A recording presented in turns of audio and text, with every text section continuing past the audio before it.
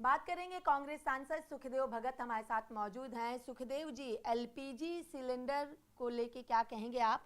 और अब सरकार ने 21 दिन नहीं बल्कि 25 दिन कर दिया है बुकिंग अगली करने के लिए। मैं समझता हूँ कि हमारे अब ये सरकार, मैं समझता हूँ ये आम जन के विरोधी थी ये हमारे घरों पे भी डाका डालने लगी है। मैं इसलिए इस बात को कर रहा हूँ, ये कोई नई बात है। आसन संकट से निपटने की एक रणनीति होती है और अभी चलते सदन में इस तरह की एक डिस्कशन आना चाहिए, विचार विमर्श आना चाहिए कि इस प्रकार की जो चीज़ें, दोनों चीज़ें हैं, एक अल्पकालीन हमारी नीति क्या होनी चाहिए, दीर्घकालीन हमारी नीति क्या होगी, इस प्रकार की जो चीज़ें आ रही हैं।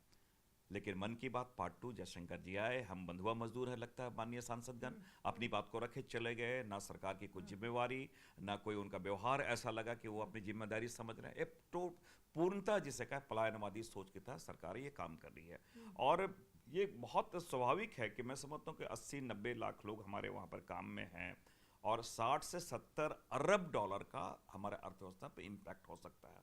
लेकिन सरकार, मैंने कहा कि ये शुतुरमुर्ग की तरह वो काम कर रही है और ये कल जिस प्रकार जयशंकर जी ने ऊर्जा संकट के बारे या जिस प्रकार वो गंभीरता जो आनी चाहिए वो नजर नहीं आया, इसलिए कल हम लोगों ने विरोध भी किया, प्रोटेस्ट भी किया।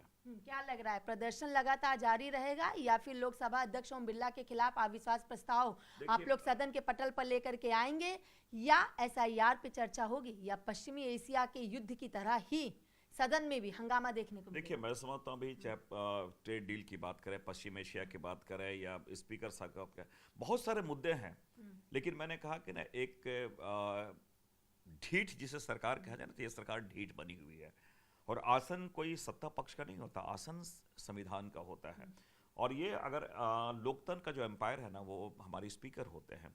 लेकिन अगर एम्पायर ही बायस्ड हो जाए तो फिर खेल लोकतंत्र का नहीं, वो सत्ता का हो जाता है।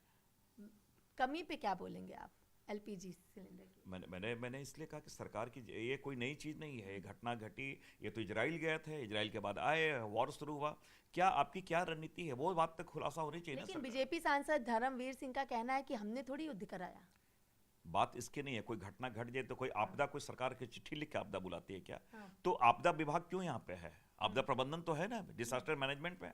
तो कहने का मतलब जिस प्रकार की चीजें को एक एंटीसिपेशन होता है, यही तो एक रणनीति होती है कि अगर इस प्रकार के हालात हो जाए तो हम अपने नागरिकों को कैसे सुरक्षा प्रदान करें, नागरिकों के जो उनके जन सुविधाएं जो है वो उस पर कटेल ना हो और हम क्या कह सकें, ये सरकार की जिम्मेवारी बनती है। लेकिन मैंने कहा कि सरकार गैर जिम्मेदारापूर्ण रवैया अपना रही और पलायनवादी दृष्टिकोण अपनाई हुई है। चलिए, बहुत बहुत शुक्रिया। ये थे हमारे साथ कांग्रेस सांसद सुखदेव भगत। वीडियो जर्नलिस्ट निकांत के साथ में कंचन अरोड़ा, चैनल न्यूज दिल्ली।